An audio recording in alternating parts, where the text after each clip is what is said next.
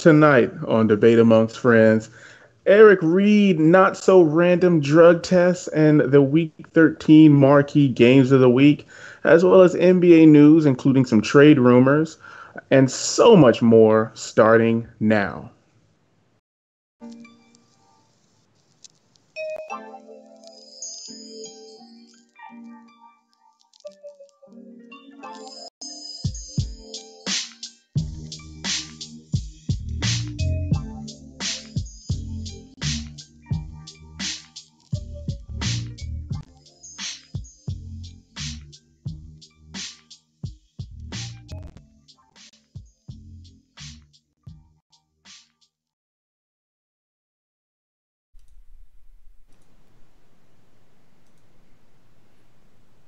Ladies and gentlemen of the internet, welcome to another exciting episode of Debate Amongst Friends. It is the 17th episode of the third season of the sports podcast on November 28, 2018.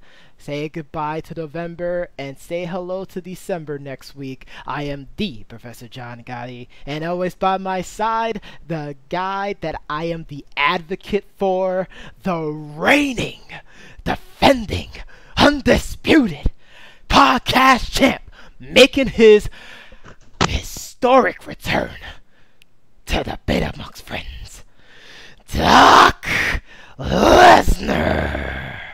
How you doing tonight, sir? I'm doing great. Thank you so much for that great intro. It's good to be back. I know I missed last week, but we are so ready. It was for so bad last week. We was hearing that the show might have been cut. It was ridiculous. Helen came down and Scott came down. He was like, we only have enough money for CNC Cola, but unfortunately the CNC Cola is $3 now. It was ridiculous. Oh my goodness, I can't believe you just said that. Oh, I went there. You know how it is. Things, you got to take care of, but it was okay, always miss a little podcasting though. Podcasting is where it's at. Yeah. Well, always glad to have you back. We're gonna try to do this speed round style. You know how we do this. So I say let's get started. We're getting into week 13. The NFL season is just blazing. Mm-hmm. And I don't mean Portland Trail Blazers. Absolutely. And we're gonna talk about some of the marquee games and our opinions for the week. Just to start off, because let's just start off with a bang. So, good sir, Doc, the podcasting beast, what's the first game that you want to highlight? The first game I want to highlight, honestly, is the Steelers versus the Chargers. I think that with the way Phillip Rivers is playing, a lot of people are sleeping on his season that he's having and the season that the Chargers are having. I think it's because they're not playing, they don't. I guess they're being outshadowed by the Chiefs, and that's why people aren't talking about them. But they're 8-3, and they're looking really, really good. They had a blowout win over the weekend, and I think they looked really good. I actually will agree with you. And there's a couple of teams that's been, being slept on this season. But, like I said before, Phillip Rivers playing great. But the defense is playing stupendous as well. Granted, they did lose 2 weeks ago, but they came back and, had a heck of a game. A heck of a game. I guess people would say it was very Saints-esque, I guess you could say. Yeah, absolutely. I think they're playing really good. They're playing really good. And I know they lost Melvin Gordon, and a lot of people might be, okay, that might hurt them. But I think they have that 1, 2, 3, 4 punch. They have a few running backs there that can really play. Yes, they have a really good running back by committee system happening right now. And I think it's going to be quite a test for not just the Chargers, but even the Steelers as well. And the Steelers kind of hit a little bump in the road the previous week, but this is one of those make or break type of games that they're going to go into on Sunday. I agree. I also think that the running back, of course, for the Chargers is really good. I picked him up. I can't think of his last name. Starts with an E. It's like Eclair or something like that. But Eckler or something like that. I picked him up because I'm always big on running backs. Doesn't matter what his name is, as long as he can get His me name is 15 to 20 points. Eclair. I love it. But to me, the Steelers, I'm not 100% sure. I mean, that last play last week was so rough. But give credit to the Denver Broncos defense. They really did step up and make a play. Which is funny because only a small handful of analysts made that bold prediction. Because I had a chance to watch the NFL bold prediction show heading into Sunday, and everyone had the Steelers winning. But one person said, I have the Steelers with a caveat of whether or not the Broncos defense will come out and play. Like, if the Broncos defense come out and play, it's going to be a long afternoon for Big Ben. Like, yeah, he can have all the great weapons in the world, but if Chubbs and he had to look off screen just to get that nod. but if that front line is wreaking havoc, and the Chubbs and Von Miller is, getting in Ben Roethlisberger's face, like it's gonna make things difficult for the Steelers to be able to score. Like now the pocket pressure is gonna become a lot more intense than that, and the actual space inside the pocket for Big Ben is gonna close up way more soon. Honestly, I think the defensive tackles for the Broncos though really stepped up because you have those ends playing at a tremendous pace, and which we knew once they drafted Chubb that their defense is going to be special, but their defensive tackles are pretty good as well, and that's what makes the Broncos kind of scary. I wonder sometimes if they would have kept certain pieces. Even say a Demaryius Thomas maybe who really showed out on Monday Night Football. Yeah, Shout out to Lamar. Shout out to Lamar Miller for getting me that 97-yard run because, that really gave your boy the win. I mean, I don't really care about that. I didn't really care about that game, but I tell you, you would have thought I was a Texans fan when Lamar Miller ran that 97-yard run and got me to stay in first place in my fantasy league.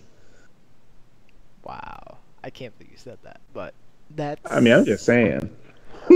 I get it. Well, one of the games that we talked about this before the show that we're both interested in, and it's not for the reason that a lot of people would seem, but it's the Saints versus the Cowboys. That's going to be on tomorrow. And the reason why is DeMarcus Lawrence, defensive end for the America's team, basically made the bold claim by saying that he's going to get in there and punch people in the mouth. Of course, people have been going back and forth about this today.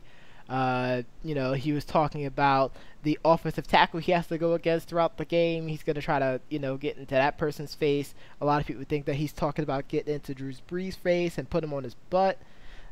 So let's just talk about that part, because I know that's probably the only thing that made this game worthwhile watching, because we all know who's going to end up winning this game. I'm pretty sure you and I are on the same wavelengths when it comes to who's going to win this game.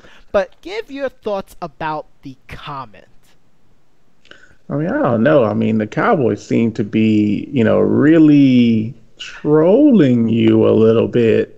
I mean, they were supposed to be dead last, and I feel like, I don't know. I just feel like they're just playing troll. They're playing a little troll, little devil's advocate. Like, hey, listen, what if we did not sign Dez? We focus on signing DeMarcus Lawrence, which they did.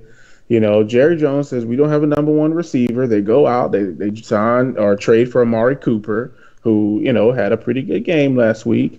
They won a game that, honestly, they probably should have lost. And honestly, they should have lost a few games, but they just find a way to carry on. Now, the Saints haven't lost since week 1, which, we know they lost to the Bucks, which miraculously, if you think about it. One of the highlights of the team season right there. That's right. But to me, it's like,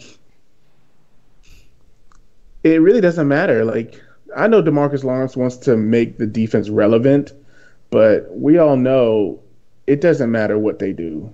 And honestly, I think Drew Brees and Sean Payton will probably they'll probably run play calls and they'll probably run, circles around, this Dallas defense.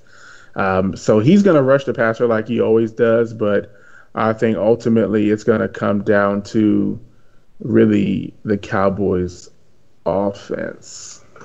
I 100% agree with you. It's going to have to be on the Cowboys offense. Now, the problem is the Saints' run defense ranks pretty high. So that already puts the Cowboys offense at a disadvantage. Now, Well, this is where I would disagree just a little bit. And this is where it gets kind of rough because you think about it, and I haven't looked at the games to see who the Saints have played. I mean, I'm sure I can look really quickly, but I mean, you think about it. Week 1 was a wash because the Bucs weren't running the ball at all. So I can tell you right now, we didn't run the ball whatsoever. The second week, let's see, the Saints. I'm just going to do a quick look here. The Saints played the Browns, which they were still trying to figure out some things rushing wise.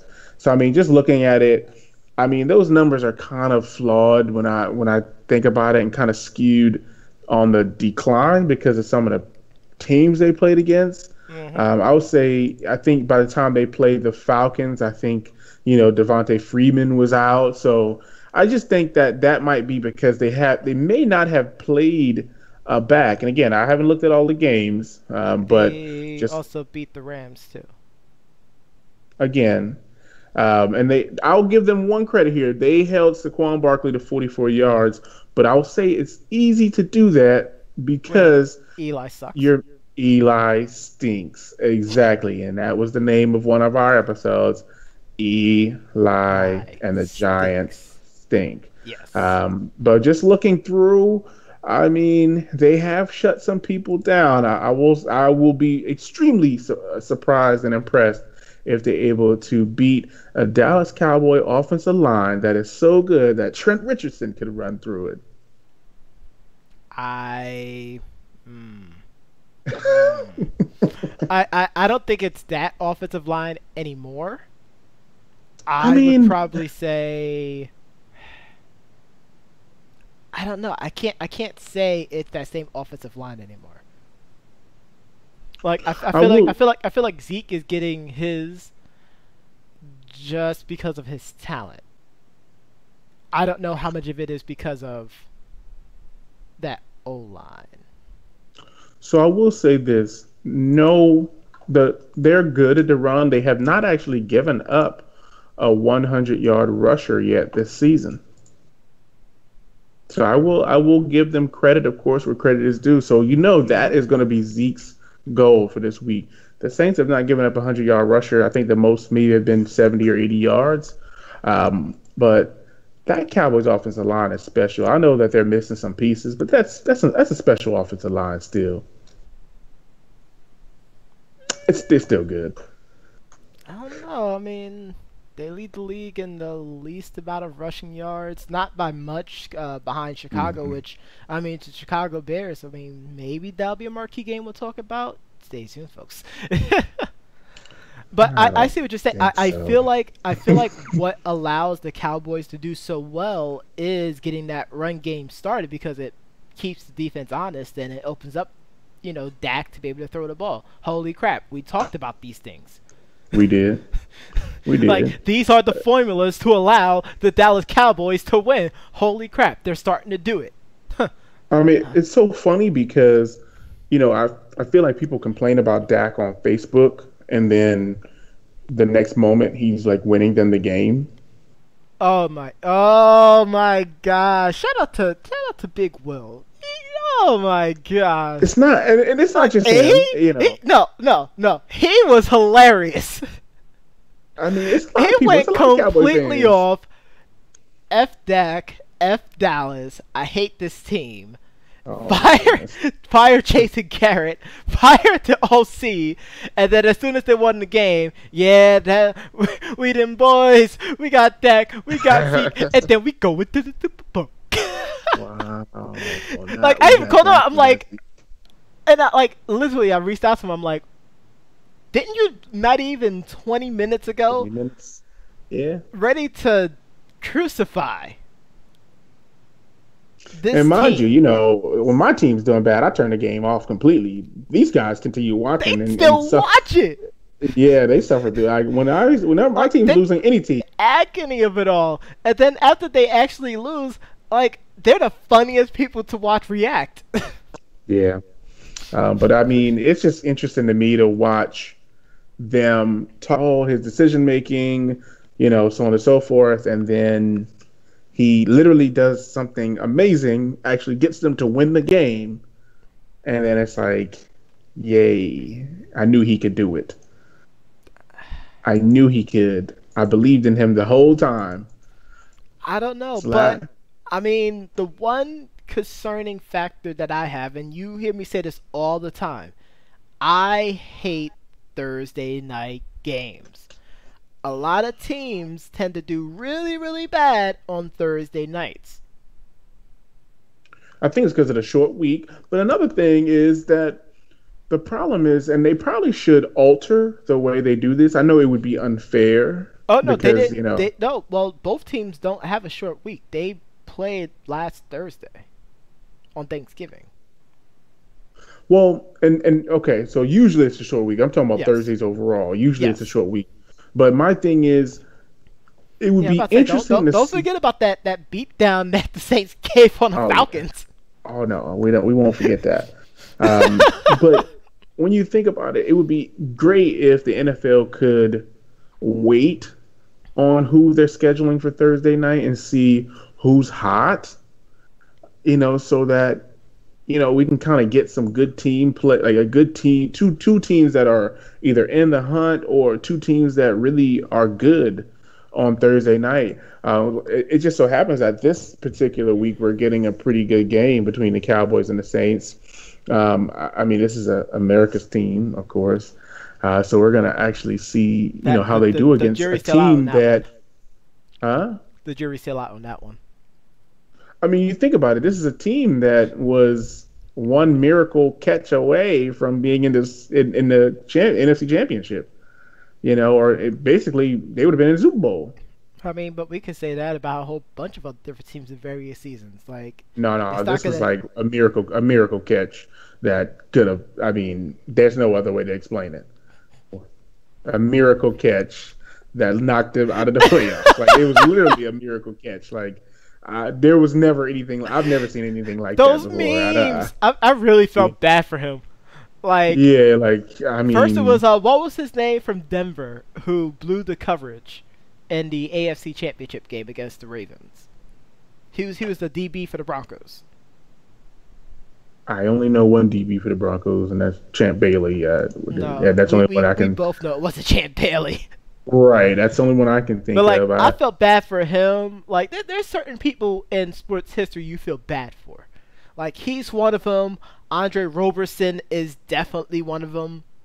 Oh yeah, I mean, but Andre Roberson, he's just a poor free throw shooter. That's not his fault. J.R. Smith, 4D. That's not his fault. That's everybody's fault That is for not calling a everyone's timeout. fault. But I felt bad for him because he was the scapegoat. There were Cavaliers fans after the sweep. Mind you, folks, I said after the sweep. Mm-hmm. That blamed the loss of the series to J.R. Smith. Mm. I mean, I'll say this. I mean, the Saints are a good team this year. They have one loss. I They probably have wouldn't a say great good. I'd say offense. they're an Huh? amazing team this year. Amazing team this year. They have their weaknesses. People just haven't figured it out. I think Yes. I think what the Bucks did in week 1 was they were able to just really go out there and say, "Hey, we're going to keep passing the ball because we couldn't run the ball." Yes. Where other teams, they're like, no, we're going to try to squeeze this run game in still instead of really attacking the defense. And I'll say this: I had an interesting conversation with Joy Dees, because she is a Saints fan. Shout out to And the one Joy. thing that she said, and she pointed this out to me, which I never really noticed until she pointed it out, was that the Saints passing defense, or really their defense